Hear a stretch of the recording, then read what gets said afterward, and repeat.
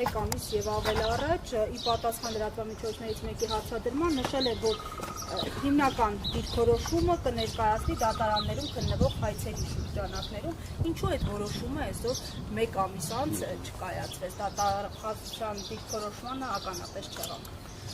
Ես համոզվում եմ, որ չենց համողակի նաև ասեց Հայգելի ներկայացուցիչ դատախազության, որ որոշումները կայացվում են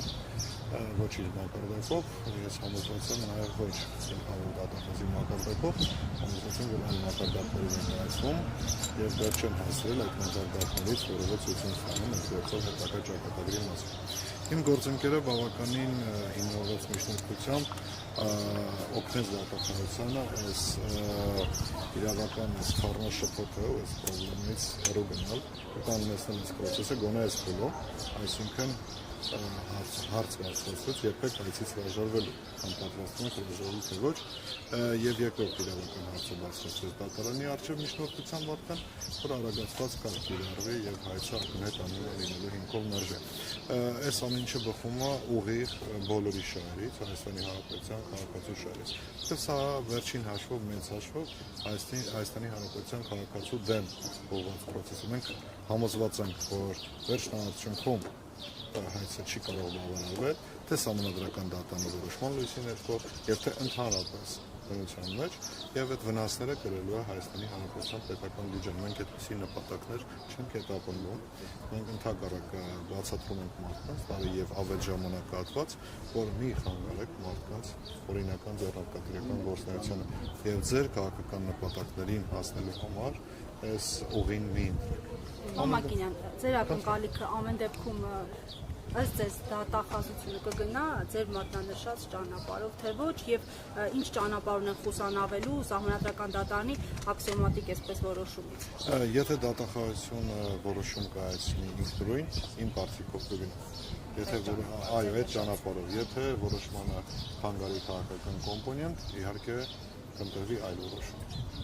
Խուսանավելու այսպես տարբերակներ ունեն այսքանից հետո, այսպես ասած, սահմանադրական դատարանի հայտնի որոշումից հետո մնում են էլի տարբերակները։ Ես համոզված եմ, որ դուք պրոֆեսիոնալ լրագրող լինելով գիտեք, թե ինչ եղանակները կարող են ունենալ խուսանավելի։ Կմեկնաբանեն ինչպես ուզում։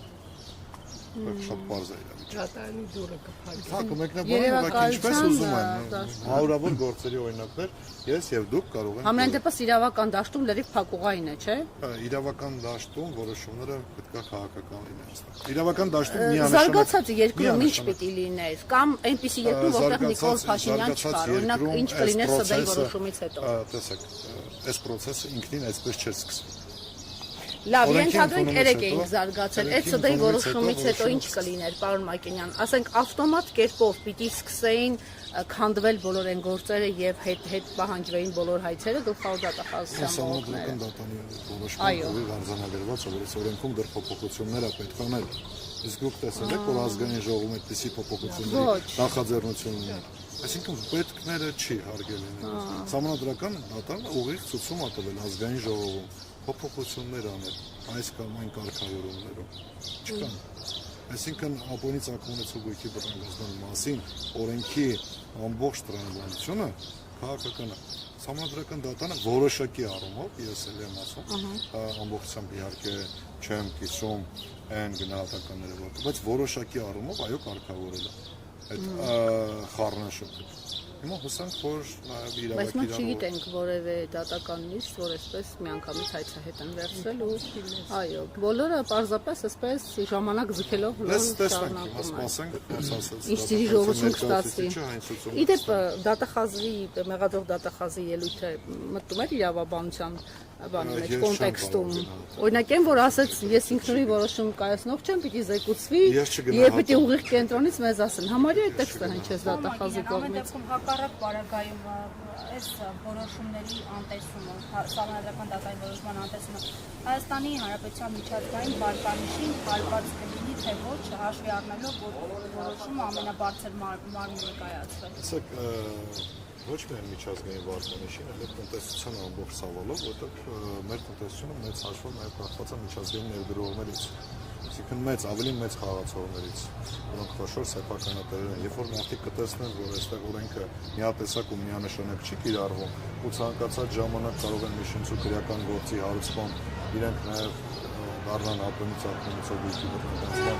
այս process-ի, հա, ենթադրյալ շահառու, այդ գումարները ուղղակի հարաբերություն ոչ թե կմտնեն, այլ ընդհակառակը դուրս կգան։ Սա շատ վտանգավոր է բոլորին համար։ Այն մարդկանց համար, ովքեր ուզում են, որ Հայաստանը ոչ թե մի տարվա կյանք ունենա, այլ հարատևի։ Շնորհակալություն։ Ձեզ էլ ստես։